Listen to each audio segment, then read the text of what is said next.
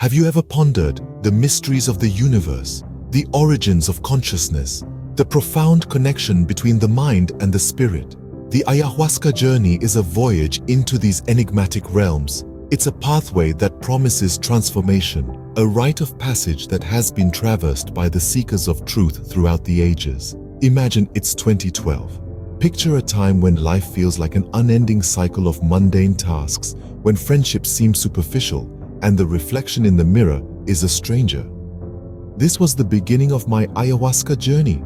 A sense of curiosity, a thirst for self-discovery led me to the sacred ceremonies of ayahuasca. The journey began in a quiet forest clearing, a secluded sanctuary away from the chaos of the world. The air was filled with an electric anticipation. As evening fell, the ceremony commenced. People, all dressed in white, formed a circle, their voices harmonizing in songs that seemed to echo through the ages. At the heart of it all, the shaman, the spiritual guide, with his guitar, led the ceremony. The ayahuasca was served, a bitter drink that promised to unlock the doors of perception. About half an hour after emptying the first glass, the inward journey commenced. Eyes shut, visuals to emerge. The world transformed into a vibrant tapestry of colors, a psychedelic landscape where serpentine figures danced and twirled. In the midst of this struggle, a resistance against the pull of the ayahuasca, I stumbled upon a stark realization. I found a void within me that echoed the longing for a mother's love, a yearning that I have always evaded. Strangely, it wasn't a criticism, but a recognition of a lack that had been sitting quietly in the corners of my heart. But the call to venture deep within was strong. As I moved deeper, I touched upon a surprising truth. I could be own mother. I could nurture myself with the same love, tenderness, and understanding that I longed for. And then, the surrender. As I embraced this new responsibility, there was a feeling of coming home. A profound connection not just to my own self, but to the world, to everything.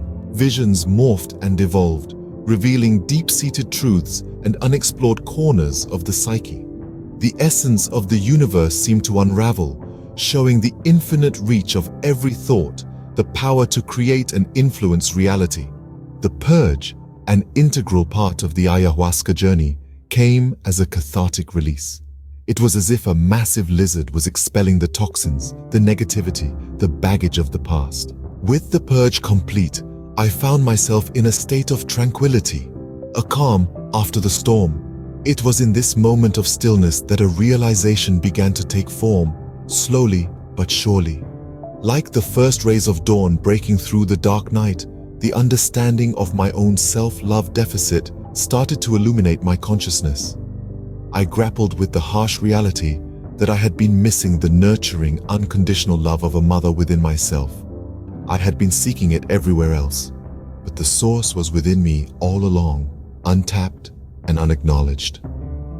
The ayahuasca journey had not only revealed this void, but also showed me the path to fill it through self-mothering and self-love. This realization was a profound moment of healing and empowerment.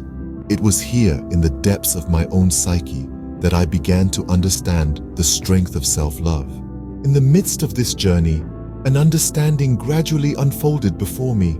It hit me like a poignant absence, a void I was oblivious of, the insufficiency of a mother's love that was free of criticism and conditions.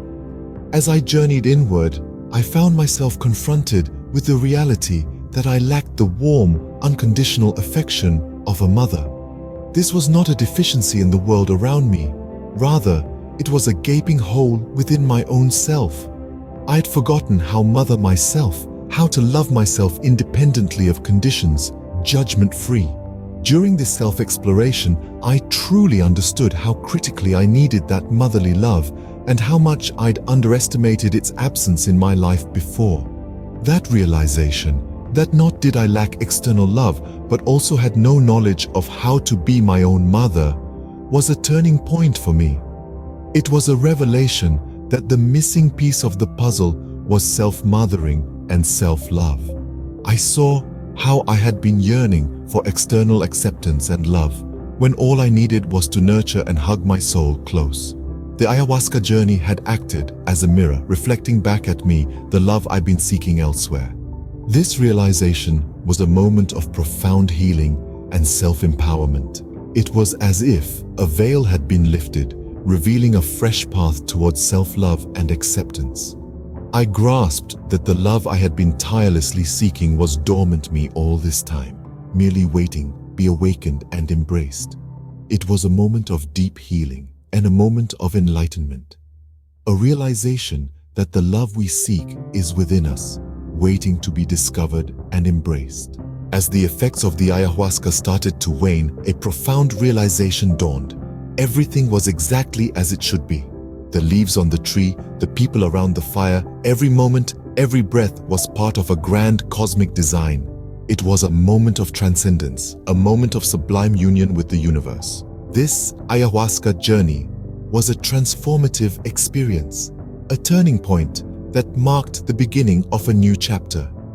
It led to a shift in perspective, a change in environment, the formation of genuine friendships, and the creation of a life that truly mirrored the inner self. Each subsequent ayahuasca ceremony added another layer of understanding, another piece of the jigsaw puzzle of existence. It was a testament to the transformative power of ayahuasca, a tribute to the wise grandmother spirit that guides the journey. The ayahuasca journey is a profound adventure, a mystical voyage that unravels the secrets of the universe, the mysteries of the self.